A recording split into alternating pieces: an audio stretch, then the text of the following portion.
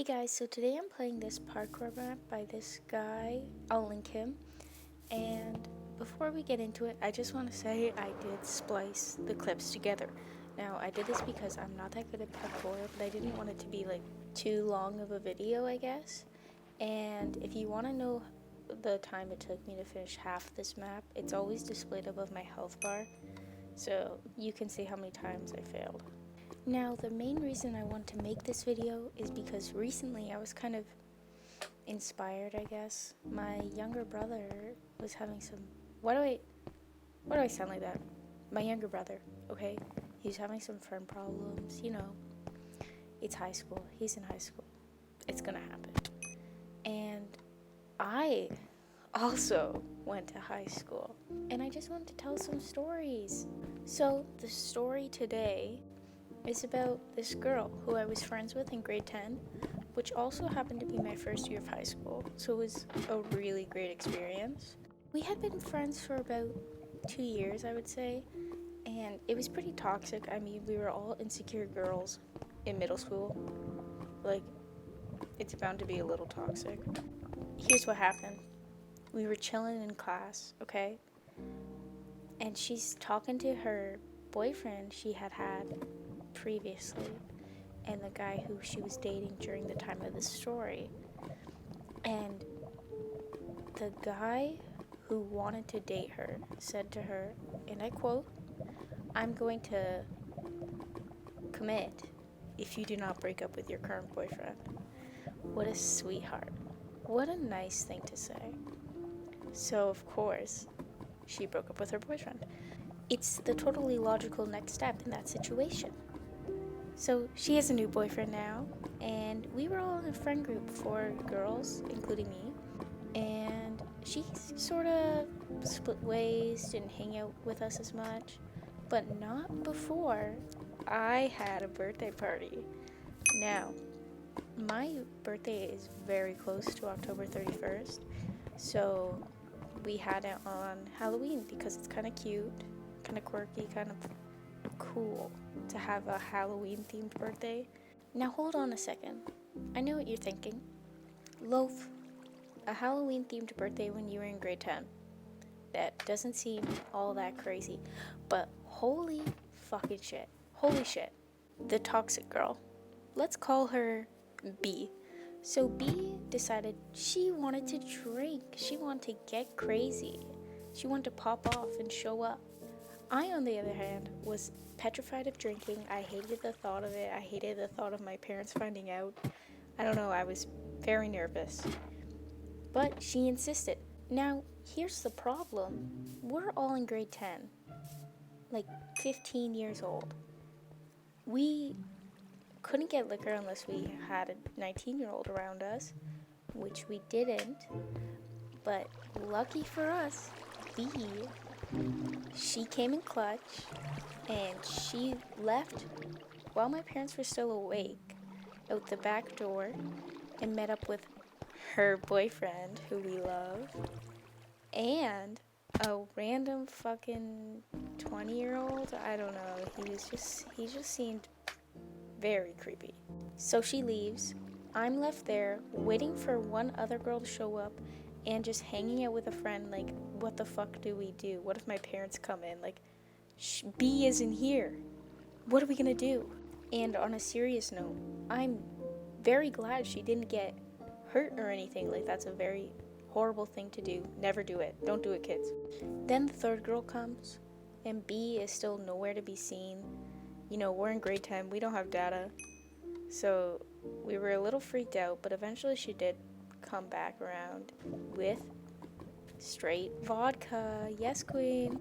So now I'm really kind of freaking out, like, holy shit, please don't, I don't want my parents to find out. Like, let's just stay here and drink. I'm sure I have some juice downstairs. But no. The third girl who showed up and B want to go out and meet up with B's boyfriend and that fucking 20-year-old hanging out with a bunch of 15-year-olds. Of course, I'm like, no fucking way. I don't want to do that. Like, I've never even snuck out of my house. But this wasn't my house anymore. This was B's house. B looked at me dead in the eyes.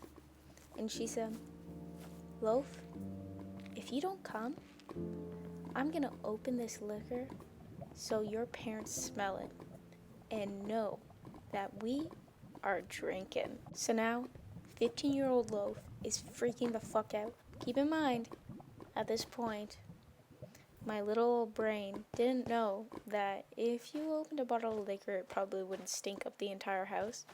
But I was still very, very nervous about it. So we all oblige. We all decide, okay, let's go outside and meet up with these guys because it's going to be so much fun. So we go outside. It's freezing because it's late October in Canada.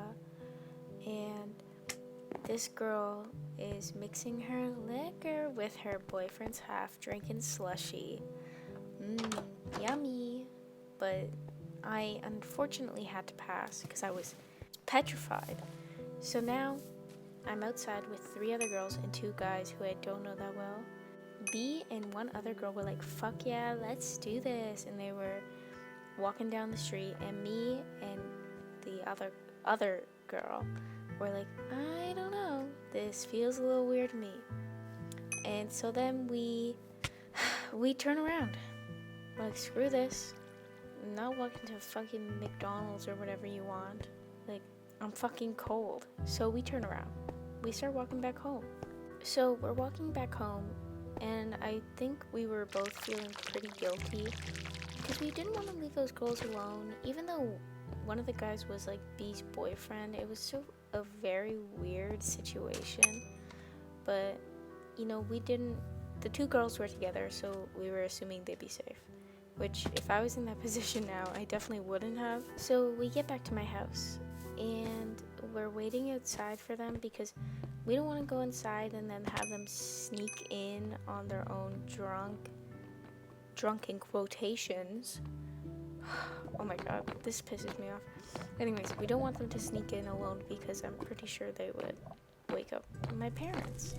And also, I did not want those fucking guys in my house. Eventually, probably 20 minutes later of waiting outside, they show up with the guys. And the guys are like, Loaf, let us into your house, blah, blah, blah. And I'm like, fuck no. Like, what the fuck are you on? So I tell them no. And B, torn. She has to leave her boyfriend when she's supposed to hang out with her girls. All over him. All over him. Kissing, making out in the ditch on the side of the road. You know, it's cute. I wish I could have done that when I was in grade 10. So now we have to pry this girl off her boyfriend and say, hey, we're fucking tired. We want to go to sleep. This is the worst fucking birthday party I've had in my fucking life. Like, this sucks. So we get in, but not before those 2 guys ask me, hey, Loaf, is there anywhere near your house where we can swim? Now, this wouldn't be too weird because I do live near, like, a body of water, except it was fucking October 31st. It was freezing, but at this point, it was probably 2 a.m., and I just did not give a shit. I was like, man, if these 2 dumbass guys drown, I really don't care. So I told them where the nearest, like, ledge into the water was, and they actually left. Now, keep in mind, I am downplaying this quite a bit. This was a couple of years ago. But I remember being so irritated and so tired. I just wanted to get my sleep. I just wanted to have a good time with my girlies. And it turned into, like, one of the shittiest nights of my life. And I think we were all outside my house for probably an hour just standing there. And the whole time, I was just like, can you guys leave? We get back into the house. Finally. And B is drunk. She's tipsy, she's wasted. Those aren't the same. But she was acting crazy and so sad. She was so sad that she had to leave her boyfriend for one night. But guys, great news. Apparently she's a superhuman, and she actually sobered up in about 10 minutes. And then we all forgot it happened and went to bed and never spoke about it again. Ever in our lives, actually.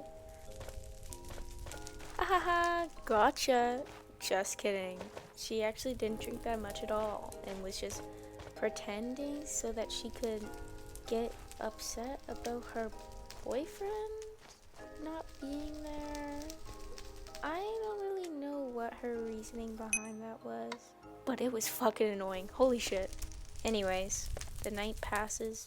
We all wake up the next morning and head home like nothing happened. Except for me. I was already home. And I was mad. I was so mad. I can't even put it into words how unrationally or maybe rationally mad I was. The next day I find out B told her mom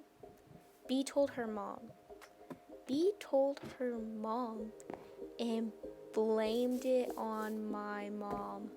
I was flabbergasted. I was taken aback. After we all found out, we all told our mothers and it kind of devolved. Her mom didn't tell any of the other moms. It was very weird. But after I found out she blamed my mom, I had a huge vendetta against this girl.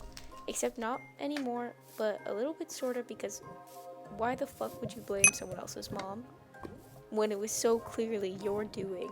So after this, we kind of all stayed friends. It was really weird.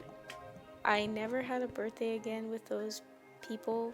Even though not all of them were bad, it was just that one girl. I just did not want to be associated with her, and it kind of ruined a lot of the relationships in that group. Anyways, the reason I'm telling this story is because that I'm in university now. I'm 19, turning 20, and I haven't thought about this in a long ass time.